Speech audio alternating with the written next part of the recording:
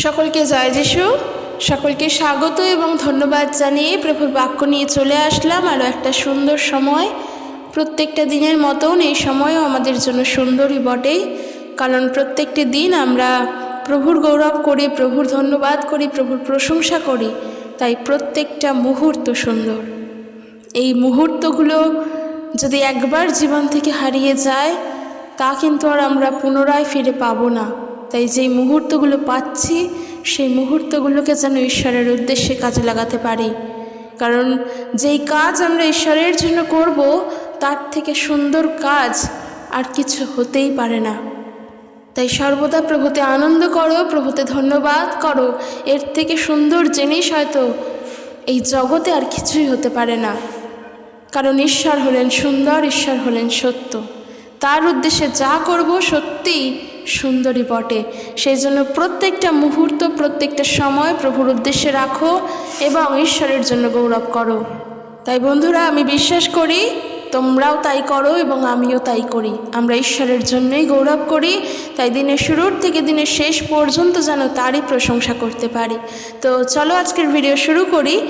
আজকের যে বিষয় নিয়ে আলোচনা করব তা হলো প্রভু যীশু খ্রিস্ট। তিনি তো ইহুদি ধর্মে জন্মগ্রহণ করেছিলেন, দাউদের বংশে, ইহুদি ধর্মে। আবারও বলে রাখি এখানে যে তিনি কিন্তু খ্রিস্টান ধর্মের তিনি কেউ ছিলেন না, তিনি ইহুদি ধর্মে জন্মগ্রহণ করেছিলেন। আর এই ইহুদি কিন্তু একটি আলাদা ধর্ম। তো এই ইহুদিরা তার নিজের লোকেরাই তাকে চিনতে পারেননি। কেন? আজকের সেই বিষয় আমরা দেখব। হয়তো এই বিষয়ে আমরা অনেক ভিডিও আগে দেখে নিয়েছি, ইউটিউবে অনেক ভিডিও রয়েছে আর আমরা জানিও, কিন্তু আজকের আমি তাও তোমাদের সঙ্গে শেয়ার করব যে কেন তারা খ্রিস্টকে গ্রহণ করেননি, কেন তারা খ্রিস্টকে আমন্ত্রণ জানাননি নিজেদের কাছে, বরং খ্রিস্টকে দূরে সরিয়ে রেখেছিলেন, ঘৃণা করেছিলেন। এই জগতই তাকে ঘৃণা করেছিলেন, আজকের দেখব। তাই আমরা যদি যোহন লিখিত সুসমাচার তার 1 অধ্যায় 10 পদ থেকে দেখি, সেখানে আমরা দেখতে পাবো, সেখানে লেখা আছে, সেই বাক্য জগতে ছিল এবং এই জগৎ তার দ্বারাই সৃষ্টি হয়েছিল। আমরা জানি সবাই এই বাক্যের অর্থ, যে সেই বাক্য জগতে ছিল, অর্থাৎ যখন কিনা একেবারে শুরুতে বাক্য ছিলেন, সেই বাক্য জগতেই ছিল এবং এই বাক্যের দ্বারাই এই জগৎ সৃষ্টি হয়েছিল। কিন্তু জগৎ তাকে চিনতে পারেননি। এই যে জগৎ তাকে চিনতে পারেননি, এই তাকে মানে খ্রিস্ট যিশুকে। 11 পদে বলছে যে জগৎ তার নিজস্ব, সেখানে তিনি ছিলেন। অর্থাৎ এই জগৎ তো তার দ্বারাই সৃষ্টি, ঈশ্বরের মুখনিসৃত বাক্যের দ্বারা। আর সেই বাক্যে জীবন ছিল, আর ওই বাক্যই পরে মাংসের মূর্তিমান হয়ে আমাদের কাছে আসলো, আমাদের মধ্যে বসবাস করতে শুরু করলো, আমাদের মধ্যে মানে জগতের মধ্যে। আর এই জগৎ তো তার নিজের, কিন্তু বলছে এখানে তার নিজের লোকেরাই তাকে গ্রহণ করলো না। কোথায় গ্রহণ করলো? যখন তিনি জগতে বাস করছিলেন তার সশরীরে, তখন যেভাবে তিনি ইহুদিদের থেকে অপমানিত হয়েছিলেন, ঠিক একইভাবে তাকে তো ক্রুশে মৃত্যুবরণ করতে হলো। এই জগতই তো তাকে ধরিয়ে দিল, তার নিজের শিষ্য সেই জিহুদা তাকে তো ধরিয়ে দিল শত্রুপক্ষের হাতে। এই জগতের মানুষই তো তাকে আঘাত করলো। আর যখন তিনি সশরীরে ছিলেন, যখন তিনি উপদেশ দিতেন, ঈশ্বরের কথা, ঈশ্বরের বাণী তিনি প্রচার করতেন, সেই সময়ও কত মানুষ তাকে অপমানিত করেছেন, তাকে ঘৃণা করেছেন। তো তার অনেক কারণ রয়েছে এবং অনেক কারণের জন্য প্রভু যিশুকে সেই সমাজ, সেই মানুষ ঘৃণা করতেন। অনেক কারণের জন্য আমরা বাইবেল থেকে তা পাই। তো মেন যে বিষয় বা আসল প্রধান যে কারণ, তা হলো প্রভু যিশু সব সময়ের জন্য মানুষের দোষটাকে দেখিয়ে দিতেন। হয়তো তিনি ডাইরেক্ট বলতেন না যে এটা তোমার দোষ, কিন্তু তিনি তা বুঝিয়ে দিতেন, দৃষ্টান্ত স্বরূপ বলে দিতেন, তার কথার মধ্য দিয়ে তাদেরকে ধরিয়ে দিতেন যে তারা যা করছে তা ভুল করছে, তা সঠিক নয়, তারা দোষ করছে, তারা অন্যায় করছে। আর মানুষকে যখন তার দোষ অন্যায় দেখানো যায়, তখন সত্যিই সে তার বিরুদ্ধে দাঁড়িয়ে পড়ে, যে তার ভুল ধরিয়ে দেয়। সেম জিনিস ঘটছে আজকের সমাজে দাঁড়িয়েও। আজকের খ্রিস্ট বিশ্বাসী হয়ে যখন আমরা প্রভুর নাম প্রচার করতে যাচ্ছি, জগতের মানুষ আমাদের বিরুদ্ধাচরণ করছে, জগতের মানুষ আমাদের বিরুদ্ধে দাঁড়াচ্ছে, দিয়াবল আমাদের বিরুদ্ধে হয়ে যাচ্ছে, কারণ আমরা সত্যের পক্ষে আছি। তাই সেম জিনিস তখনও হয়েছিল। আর এই বিষয়ে আমরা যদি দেখি বাইবেল থেকে ভুরি ভুরি উদাহরণ রয়েছে। আমরা 4টে সুসমাচার থেকে যদি দেখি কেন ইহুদিরা প্রভু যিশুকে পছন্দ করতেন না, সর্বপ্রথম যে বিষয় তা হলো ইহুদিরা তারা নিয়মের মধ্যে দিয়ে চলতেন। তারা একটা নিয়ম শৃঙ্খলার মধ্য দিয়ে চলতেন। নিয়ম শৃঙ্খলা কীরকম? নিয়ম শৃঙ্খলা বলতে আমরা ছোট বাচ্চাদেরকে শেখাই না যে নিয়মের মধ্যে দিয়ে চলবি, ডিসিপ্লিনের মধ্যে দিয়ে চলবি? ইহুদিরাও ঠিক সেই রকমই অনেকটা ছিলেন। তার মানে কি ঈশ্বর ডিসিপ্লিনের ছিলেন না? এটা কিন্তু ভাবা ভুল। ঈশ্বরের চিন্তা আর মানুষের চিন্তা এক নয়। প্রভু যিশু যা ভাববেন আর জগতের মানুষ যেই রকম ডিসিপ্লিনের মধ্যে দিয়ে চলবেন তা তো এক নয়। তার কারণ খ্রিস্ট তিনি হলেন ঈশ্বর। তাকে বোঝার ক্ষমতা যদি আজকের আমাদেরই হয়ে যেত, তাহলে আর এই জগৎ তাকে ঘৃণা করতো না। তো আজকের আমরা দেখব মথি লিখিত সুসমাচার তার 15 অধ্যায় যদি দেখি, এবং আমরা তা পাবো মার্ক লিখিত সুসমাচার তার 7 অধ্যায় 1 থেকে 23 পদ। আমরা মথি তার 15 অধ্যায় যদি দেখি, সেখানে আমরা দেখব জেরুজালেম থেকে কয়েকজন ফরিসি ও ব্যবস্থার শিক্ষক তারা প্রভু যিশুর সঙ্গে দেখা করতে এলেন, এবং এসে তারা মানুষের তৈরি নিয়ম আর তারা তাদের পিতৃপুরুষদের নিয়মের কথা এখানে এসে বলছেন। খ্রিস্ট যিশুকে বলছেন যে আমাদের পিতৃপুরুষেরা যে নিয়ম আমাদেরকে দিয়েছেন, আপনার অনুগামীরা কেন তা মেনে চলে না? খ্রিস্টের অনুগামীদের কথা বলছেন যে কেন তারা সেই নিয়ম মেনে চলে না। সেই নিয়ম কি?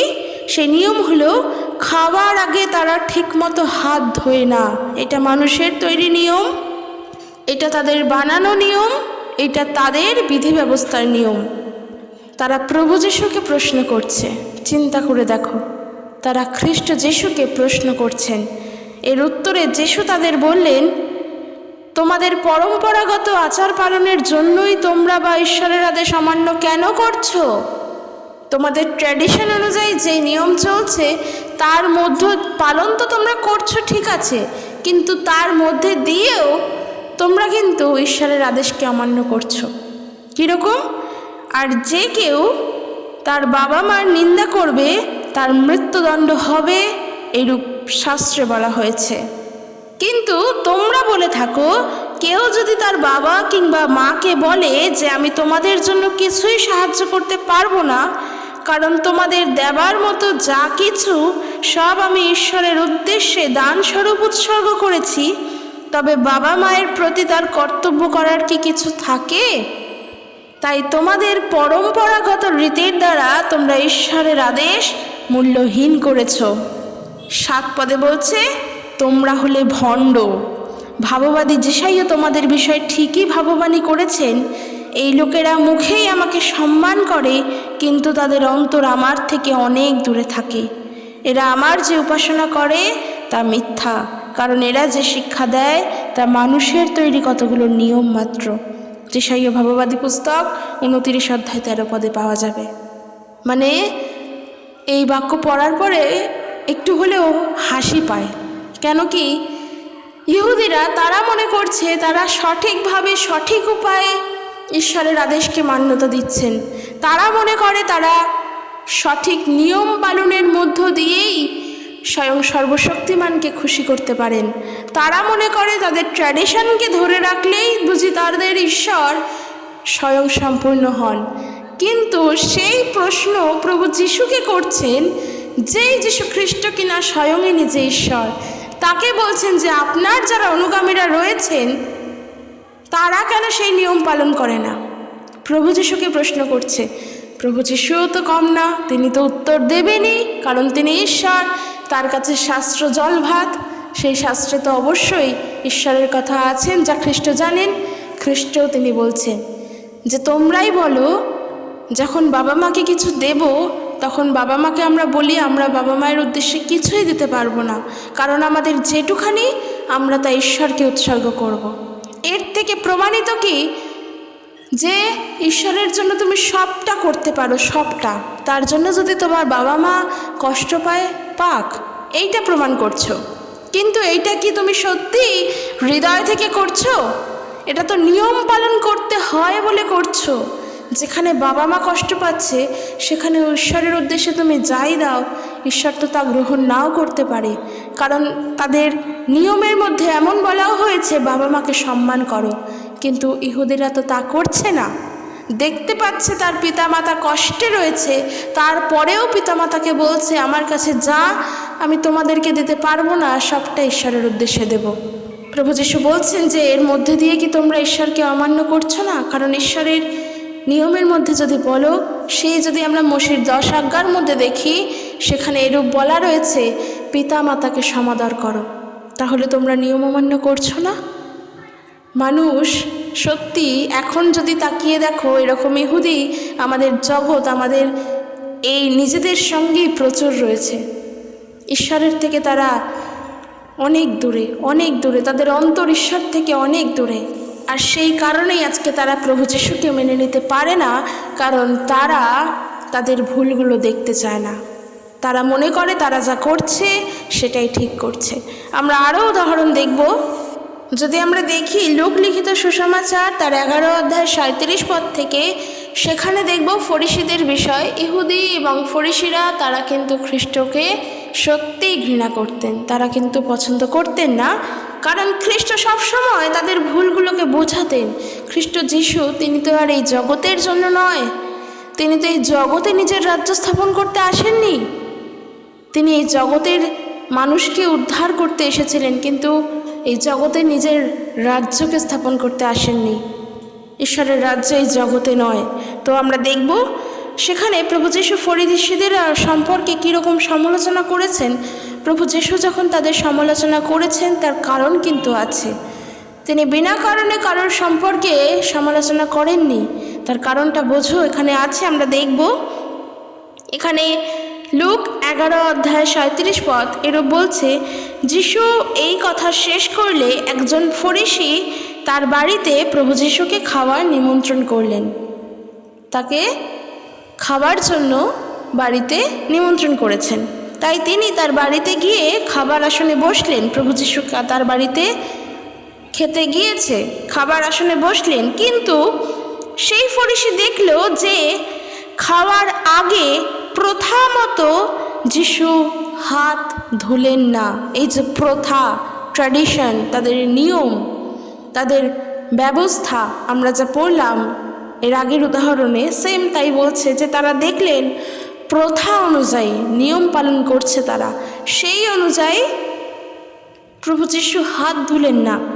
প্রভু তাকে বললেন, তোমরা ফরিসিরা থালা ও বাটির বাইরেটা পরিষ্কার করো, কিন্তু ভিতরে তোমরা দুষ্টামি এবং লোভে ভরা। এই থালা বাটি বলতে কি তার কাঁসার থালা, পিতলের থালার কথা বুঝিয়েছে? না তো, নিজেদের কথা বুঝিয়েছে। বলছে তোমরা বাইরেটা পরিষ্কার করো, কিন্তু তোমাদের অন্তর দুষ্টামি এবং লোভে ভরা। তোমরা মূর্খের দল। তোমরা কি জানো না যে যিনি বাইরেটা করেছেন তিনি ভেতরটাও করেছেন? এই জ্ঞানটুকু কি, সামান্য জ্ঞানটুকু কি নেই যে ঈশ্বর তোমাকে সৃষ্টি করেছেন, তোমার অন্তরও দিয়েছেন, তোমার আত্মা দিয়েছেন, তোমার দেহ দিয়েছেন, তোমার চামড়া, তোমার ত্বক, তোমার হাত পা সব দিয়েছেন। তাহলে কেন শুধুমাত্র ওপরটাই পরিষ্কার করছো? অন্তরে যেখানে দুষ্টামি ভরা, লোভে ভরা, সেইখানে কেন তোমরা শুচি হচ্ছ না? বলছে তাই তোমাদের থালা বাটির ভেতরে যা কিছু আছে তা দরিদ্রদের বিলিয়ে দাও, তাহলে সব কিছুই তোমাদের কাছে সম্পূর্ণভাবে শুচি হয়ে যাবে। কিন্তু হায় ফরিসিরা, ধিক তোমাদের! এই বিষয়গুলো যখন মানুষ বোঝে না, তখন যখন তাকে সেই বিষয়গুলো জানানোর জন্য যাওয়া হয়, তখনই মানুষ আমাদেরকে ঘৃণা করে। প্রথা অনুযায়ী যদি দেখো, ট্র্যাডিশন অনুযায়ী যদি দেখো, আজকের আমরা যেই জগতে বাস করি সেখানে কতই না নিয়ম পালন আছে, কত নিয়ম আছে, কত নিয়ম। তার মধ্যে যেমন মূর্তি পূজা রয়েছে, শনি মঙ্গলবার নিরামিষ আমিষের বিষয় রয়েছে, বিশেষ বিশেষ দিনে বিশেষ বিশেষ নিয়ম রয়েছে, যেমন অমাবস্যা, পূর্ণিমা, তিথি, নক্ষত্র, কত কিছু রয়েছে। কিন্তু আজকে তুমি যদি সমাজে থেকে এই সব কিছুর বিপক্ষে হাঁটো, সমাজ কি তোমাকে ছেড়ে দেবে? তখন কি তারা তোমাকে ভালো বলবে? কখনো বলবে না। তুমি যদি সমাজের এই ভুলগুলোকে দেখাতে যাও যে ঈশ্বর আমাদেরকে সৃষ্টি করেছেন, ঈশ্বর আমাদেরকে তৈরি করেছেন, তাহলে আমরা ঈশ্বরের উদ্দেশ্যে গৌরব করব, শুধুমাত্র তার প্রশংসা করব। এই কিছু নিয়মের পালনের মধ্য দিয়ে তার গৌরব হয় না, এই কথা বলতে যাও, মানুষ তোমাকে ঘৃণা করবে। তাদেরকে বলো মূর্তি পূজার মধ্য দিয়ে ঈশ্বরের আরাধনা হয় না, তারা তোমাকে পছন্দ করবে না, তারা তোমাকে দূরে ঠেলে সরিয়ে দেবে। প্রভু যীশু বলছেন, জগৎ যদি তোমাদেরকে ঘৃণা করে তবে জানবে সর্বপ্রথম তারা আমাকে ঘৃণা করেছিল। কারণ আমরা তো তার অনুগামী, আমরা তার অনুসারী, কাজেই তিনি যা হয়েছিলেন আমরা তাই হব। আর তার অনুগামী মানে এমনটা নয় যে তার কাছে কিছুই নেই। আমি কিরম বলতে চাইছি, আমরা যদি দেখি অনেক ব্যক্তিরা রয়েছেন যারা আমাদের সঙ্গেই থাকেন, সবাই তো আর খ্রিস্টের অনুসারী বা অনুগামী নয়, কিন্তু অনেক অনেক মহাপুরুষদের আমরা দেখেছি যারা সত্যের একটা পথ হিসেবে আমাদেরকে সেই পথ দেখিয়েছেন, যাদেরও অনুগামী বহু মানুষ আছে। কিন্তু সাধারণ মানুষ কি করে, প্রভু যীশুর সঙ্গে সেই সমস্ত মহাপুরুষদেরকে গুলিয়ে ফেলে, এক করে ফেলে। খ্রিস্ট যিশুও যা, গৌতম বুদ্ধও তাই, এবং আরও যারা যারা মহাপুরুষেরা রয়েছেন তারা সবাই এক, এই বলে তারা গুলিয়ে ফেলে। কিন্তু একটু ভেবে দেখব, একটু পড়ে দেখব, একটু জেনে দেখব, প্রভু যিশুর কাছে পরিত্রাণ আছে, প্রভু যিশুর কাছে অনন্ত জীবন আছে, প্রভু যিশুর কাছে পাপের ক্ষমা আছে, প্রভু যিশুর কাছে সত্যের পথ আছে, কারণ তিনি সেই সত্য, কারণ তিনি সেই পথ। তার কাছেই আছে জীবনের খাদ্য। এই এত জিনিস যা একজন মানুষের প্রয়োজন, একজন মানুষের প্রয়োজন, মানুষের অজান্তেই মানুষের প্রয়োজন এইগুলো। পরিত্রাণ, মুক্তি, শান্তি খ্রিস্ট যিশুর কাছে পাওয়া যায়। পাপের ক্ষমা যার কারোর কাছে নেই, কারোর নামে পরিত্রাণ নেই। তাহলে জগৎবাসী যদি আজকে খ্রিস্টের সঙ্গে সবাইকে গুলিয়ে ফেলে তা তো ঠিক নয়, কারণ আমাদের প্রয়োজন আমাদের ঈশ্বর আমাদের অজান্তেই দিয়ে থাকেন। খ্রিস্ট যিশুকে তিনি সেই কারণেই দিয়েছেন। তাই খ্রিস্টের অনুসারী হওয়া, তার অনুগামী হওয়া আমাদের জন্য দরকার। দরকার বলবো ঠিকই, কারণ খ্রিস্টকে তো নিজের ইচ্ছায় মনোনীত করা যায় না। তিনি যদি না মনোনীত করেন কখনোই তো সম্ভব নয়। তাই প্রভু যিশুর নাম প্রচার করা আমাদের দরকার, আমাদের কর্তব্য, এবং মানুষের কাছে বলা কর্তব্য। তো যদি দেখি আবারও নিজেদের জায়গায় ফিরে যাই, যে যোহন লিখিত সুসমাচার তার 8 অধ্যায় 12 পদ থেকে যদি দেখি, সেখানেই আমরা পাবো যে কেন ইহুদিরা আর একটা কারণের জন্য প্রভু যিশুকে বিশ্বাস করেননি, কারণ তারা বোঝেইনি প্রভু যিশুকে। তিনি আসলেই কে, তিনি কি, তা ইহুদিরা বোঝেইনি। আমরা দেখব যোহন লিখিত সুসমাচার তার 8 অধ্যায় 12 পদ থেকে, সেখানে এরূপ রয়েছে যে প্রভু যিশুই হলেন জগতের আলো। আমরা দেখব, একটু বড় আছে, আমি পড়ব তোমাদের সাথে। এরপর যিশু আবার লোকেদের সাথে কথা বলতে শুরু করলেন এবং বললেন, আমি জগতের আলো, যে কেউ আমার অনুসারী হয় সে কখনো অন্ধকারে থাকবে না, কিন্তু সেই আলো পাবে যা জীবন দেয়। তখন ফরিসিরা তাকে বললেন, তুমি নিজেই নিজের বিষয়ে সাক্ষ্য দিচ্ছ, তোমার সাক্ষ্য গ্রাহ্য হবে না। তারা বলছে খ্রিস্টকে, নিজের বিষয়ে নিজেই সাক্ষ্য দিচ্ছ, তুমি নিজেই বলছো তুমি সেই আলো, তোমার সাক্ষ্য গ্রাহ্য হবে না, গ্রহণ করা হবে না। ফরিসিরা প্রভু যিশুকে এই কথা বলছেন। এর উত্তরে প্রভু যিশু তাদের বললেন, আমি যদি নিজের পক্ষে সাক্ষ্য দিই তবুও আমার সাক্ষ্য সত্য, কারণ আমি জানি আমি কোথা থেকে এসেছি আর কোথায় বা যাচ্ছি। কিন্তু আমি কোথা থেকে এসেছি বা কোথায় যাচ্ছি তা তোমরা জানো না। মানুষের বিচারবোধের মাপকাঠিতে তোমরা আমার বিচার করছো, আমি কারো বিচার করি না। কিন্তু আমি যদি বিচার করি তবে সে বিচার হবে সত্য, কারণ আমি একা নই। ওই যে বললাম না, প্রভু যিশুর সঙ্গে নিজেকে গুলিয়ে ফেলো না, প্রভু যিশুর সঙ্গে সমস্ত মহাপুরুষদেরকে গুলিয়ে ফেলো না, নিজের চিন্তার দ্বারা খ্রিস্টের বিচার করো না। এখানে খ্রিস্টও তাই বলছেন যে মানুষের বিচারবোধের মাপকাঠিতে তোমরা আমার বিচার করছো, কিন্তু আমার বিচার সত্য, আমি একা নই। তিনি বলছেন আমার বিচার সত্য, কারণ আমি একা না। পিতা যিনি আমাকে পাঠিয়েছেন তিনি আমার সঙ্গেই আছেন। তোমাদের নিয়মে লেখা আছে, যখন দুই ব্যক্তি একই সাক্ষ্য দেয় তখন তা সত্য।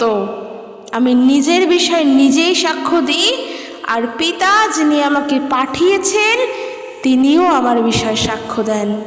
তাহলে একবার ভাবো, ওই ইহুদিরা, ওই ফরিসিরা সত্যি কতই না মূর্খ।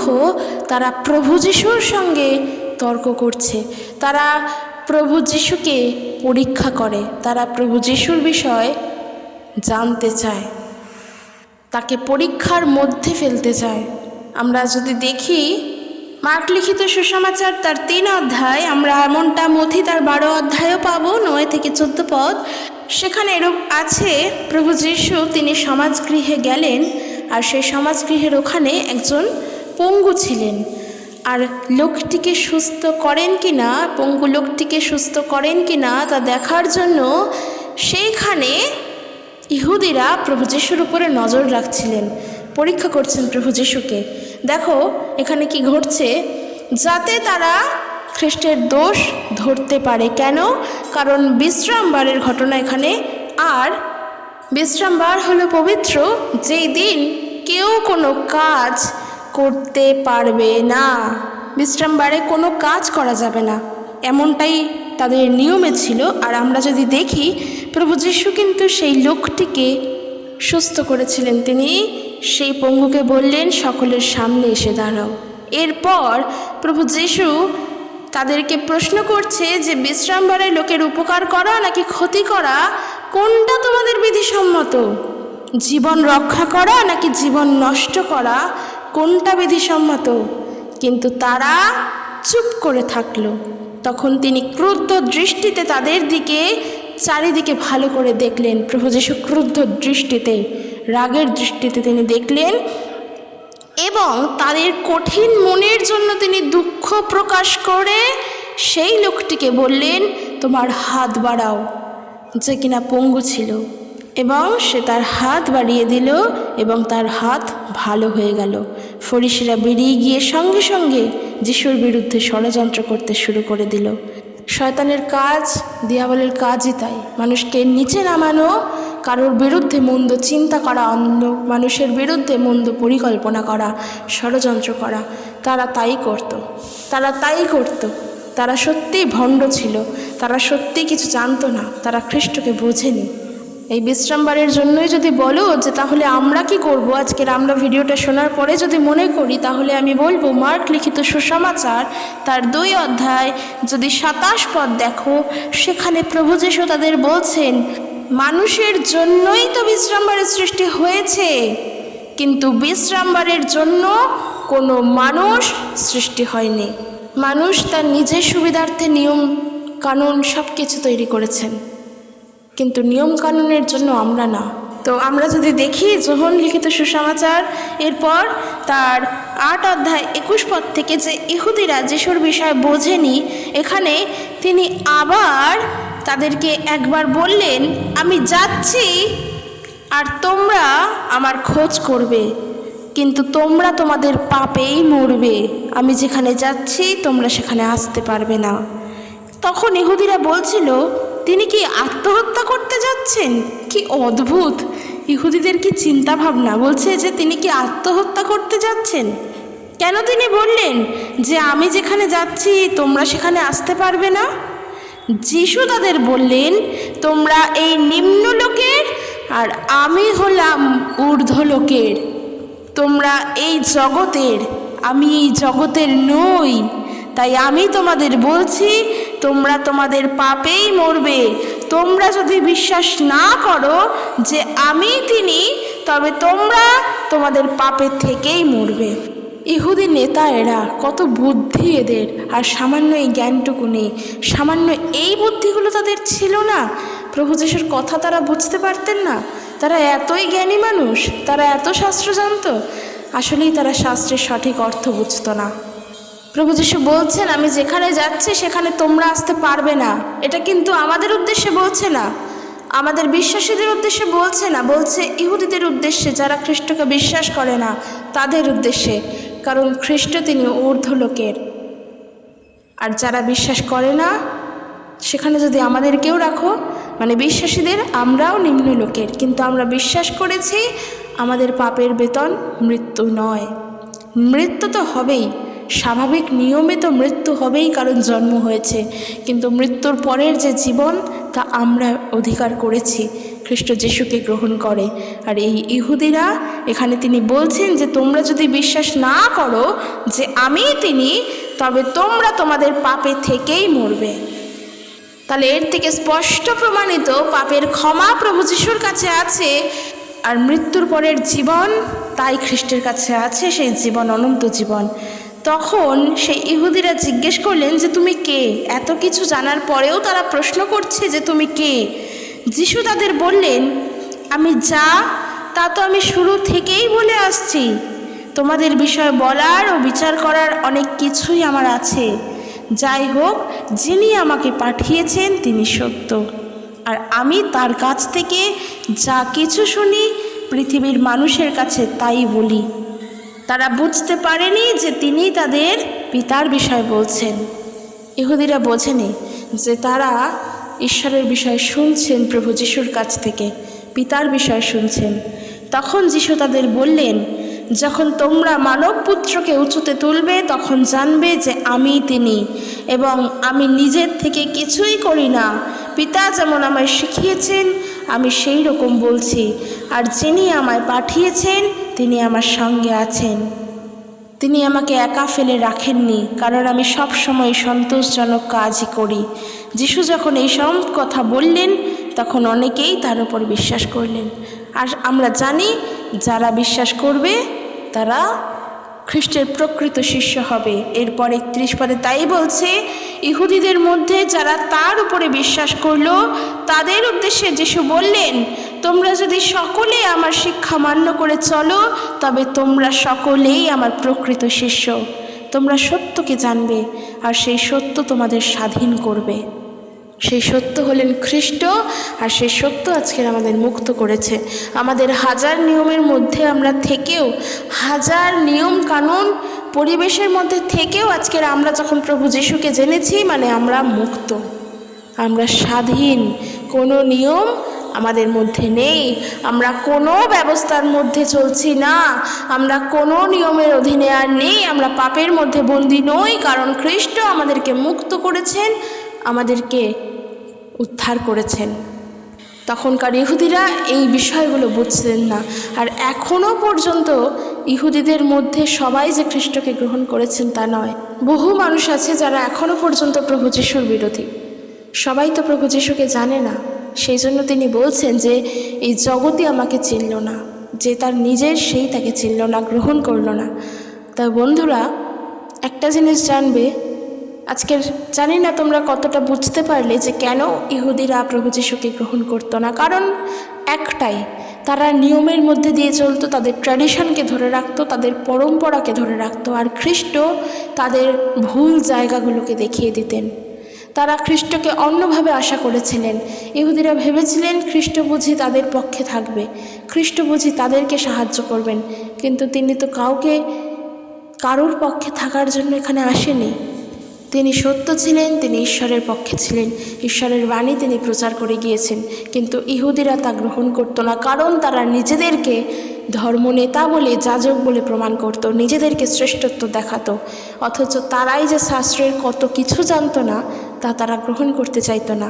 সেই জায়গাগুলো যখন খ্রিস্ট দেখিয়ে দিতেন, আজকের তাই জন্যই খ্রিস্ট তাদের কাছে মিথ্যাবাদী, তাদের কাছে খারাপ, তাদের কাছে ভুল।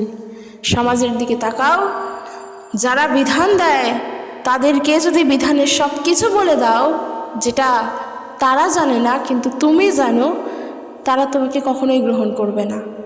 যারা নিজেদেরকে শ্রেষ্ঠত্ব প্রমাণ করে, খ্রিস্ট তাদেরকে পছন্দ করেন না। ঈশ্বরের প্রজ্ঞা তাদেরকে পছন্দ করেন না। আমরা হিতোপদেশে দেখেছি প্রভু যীশু কী বলতেন, প্রভু যীশু কী করতেন, তা ইহুদিরা বা ফরিসিরা সহজে বুঝতে পারতেন না। ওই ফরিসিরা সবসময় অলৌকিক কাজ, অলৌকিক চিহ্ন কার্য দেখতে চাইতেন। মার্ক লিখিত সুসমাচার তার 8 অধ্যায় 11 পদ থেকে যদি দেখো, সেখানে পাবে, সেখানে ফরিসিরা যিশুর সঙ্গে তর্ক জুড়ে দিয়েছিল, তর্ক করছিল খ্রিস্টের সাথে। একবার ভাবো তাদের স্পর্ধা কত।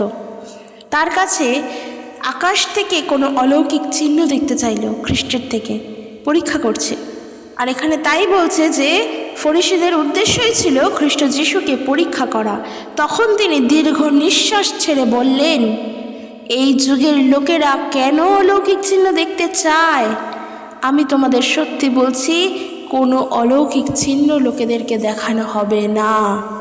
যারা ভ্রান্ত, যারা ভ্রষ্ট, তারাই শুধু অলৌকিক চিহ্ন দেখতে চায়। আর যারা সত্য, তারা মানুষের মুখের কথা বিশ্বাস করে। খ্রিস্টের মুখের কথা আমরা বিশ্বাস করেছি, খ্রিস্টের মুখের কথা আমরা বিশ্বাস করি। আমরা আলাদা করে তার থেকে অলৌকিক চিহ্নকার্য দেখতে চাই না। তাই তো আমরা প্রত্যেকে বিশ্বাসী। আজকের আমরা প্রত্যেকে প্রভু যিশুকে বিশ্বাস করেছি। আমরা প্রত্যেকে খ্রিস্টের মুখের কথা বিশ্বাস করেছি। আর ওই মুখের কথা, ওই বাক্য দ্বারাই আমরা জীবন পেয়েছি, আমরা তা বিশ্বাস করেছি। যারা ভ্রান্ত তারাই বলে প্রভু যিশুকে এই করতে, প্রভু যিশুকে সেই করতে। আমরা যদি দেখি, সেই দুজন দস্যু খ্রিস্টের ক্রুশীয় মৃত্যুর সময় একজন তিনি অলরেডি বলছেন যে তুমি যদি সত্যি ঈশ্বর হও তাহলে তুমি নিজেকেও বাঁচাও আর আমাদেরকেও বাঁচাও। কিন্তু অপরজন তিনি বলছেন যে আপনি যেখানে যাচ্ছেন সেখানে আমাকে স্মরণ করবেন। এর থেকেও প্রমাণিত সবটাই মনে হয় ঈশ্বরের তৈরি করাই। দেখো এখানেও তাই দাঁড়ালো। যেই দস্যু বলছে যে তুমি যদি ঈশ্বর হও নিজেকেও বাঁচাও আমাদেরকেও বাঁচাও, সে তো প্রমাণ চাইল, সে তো অলৌকিক কার্য দেখতে চাইল। কিন্তু যিনি বললেন, যিনি আপনি যেখানে যাচ্ছেন আমাকে সেখানে স্মরণ করবেন, ওই ব্যক্তি পরিত্রাণ পেল। সেই মুহূর্তে সে মুক্ত হলো। এর থেকেও তো প্রমাণিত যারা ভ্রান্ত, যারা ভণ্ড, যারা দুষ্ট, যারা খারাপ, তারা শুধু চিহ্ন কার্য দেখতে চায়। জগতের দিকে তাকিয়ে দেখো, কত মণ্ডলী রয়েছে যেখানে বিশ্বাস অনেক কম, কিন্তু তাদের প্রার্থনার দ্বারা লোককে সুস্থ করে করে দেখাচ্ছে যে তাদের প্রার্থনায় সুস্থ হয়। আর এরম করে কত বিশ্বাসী যাচ্ছে এবং প্রার্থনা করছে, কিভাবে সুস্থ হচ্ছে তারা মনে করছে ঈশ্বর বুঝি তাদের সুস্থ করছেন, খ্রিস্ট যিশু বোধহয় তাদের সুস্থ করছেন। কিন্তু সেগুলো কি সব সত্যি? এর পিছনে আসল কারণ কি থাকে তা কি আমরা বোঝার চেষ্টা করি? কারণ ঈশ্বর বলছেন মানুষের মন খুবই কৌশলপূর্ণ, মানুষ খুব বুদ্ধি করে কাজ করে, খুব চালাকি করে কাজ করে, তাদের মন খুবই কৌশলপূর্ণ। নিজের কাজকে বাড়ানোর জন্য মানুষ যে কত কিছু করতে পারে তার নেই ঠিক। তাই ধার্মিক ব্যক্তি হতে গেলে ইহুদিদের মতো নয়, লম্বা চওড়া পোশাক পরে সমাজগৃহে দাঁড়িয়ে প্রার্থনা করে দেখানো আমি ধার্মিক না। ধার্মিক হতে গেলে শুধুমাত্র ঈশ্বরের উপরে বিশ্বাস রাখো, শুধুমাত্র খ্রিস্ট যিশুর উপরে বিশ্বাস করো, তার মুখের কথায় বিশ্বাস করো, প্রার্থনা করো, তিনি তোমাকে আশ্বাস দেবেন, তাতে তুমি বিশ্বাস করেছো, তার উপরে ভরসা করেছো। ধার্মিকতা হলো এটাই। লোক দেখানো প্রার্থনা, লোক দেখানো পোশাক পরা, সবসময় হাতে বাইবেল নিয়ে ঘোরা, সবসময় মানুষের কাছে বলে বেড়ানো আমি প্রভু যিশুকে বিশ্বাস করি, আমি দিনে 3 বার করে প্রার্থনা করি, আমি এই করি, আমি সেই করি, আমি মণ্ডলীতে যাই, আমি সব কিছু করি, এটা ধার্মিকতা নয়। তুমি যদি ধার্মিক হও, তোমার হৃদয়ে শুধুমাত্র ঈশ্বরের জন্য বিশ্বাস থাকবে, তা লোক দেখানো নয়। তোমার পোশাক আশাক দেখলে হয়তো মানুষ ভাববে যে তুমি কিছুই জানো না, তোমার পোশাক আশাক দেখলে হয়তো মানুষ ভাববে যে তুমি কি সত্যিই খ্রিস্টান। মানুষের মধ্যে এই ভাবনাটাকে হতে দাও, তাদেরকে দেখিও না যে তুমি খ্রিস্টান। তারা ভাবুক তুমি জানো তোমার অন্তরে তোমার ঈশ্বর আছেন, তার সঙ্গে তুমি যুক্ত, তোমার প্রার্থনার দ্বারা তিনি তোমাকে দেখতে পান, ব্যাস, আর কিচ্ছু করার দরকার নেই। কারণ ঈশ্বরের কাছে ধার্মিক হতে গেলে ঈশ্বরের প্রতি শুধু বিশ্বাসকে রাখতে হয়, প্রভু যিশুর মুখের কথাকে বিশ্বাস করতে হয়।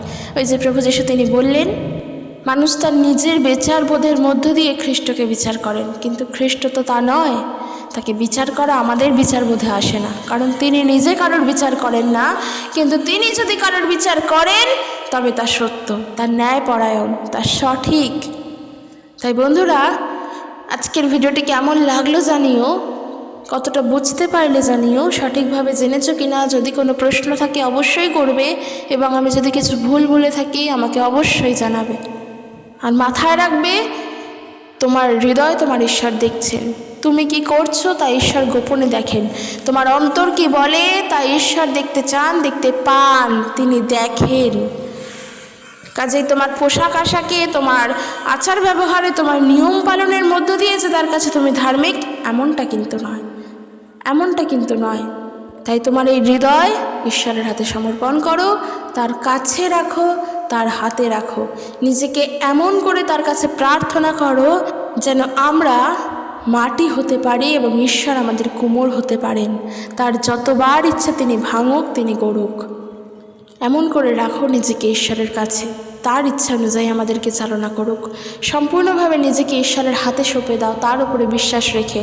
কিন্তু ফরিসি বা ইহুদি বা জগতের ধর্মীয় নেতাদের মতো হইও না। ধর্মীয় নেতা মিন্স যারা নিজেকে শ্রেষ্ঠত্ব প্রমাণ করতে চায়, তারা বিধির সব কিছু জানে, বিধান জানে, তাদের মতো হইও না।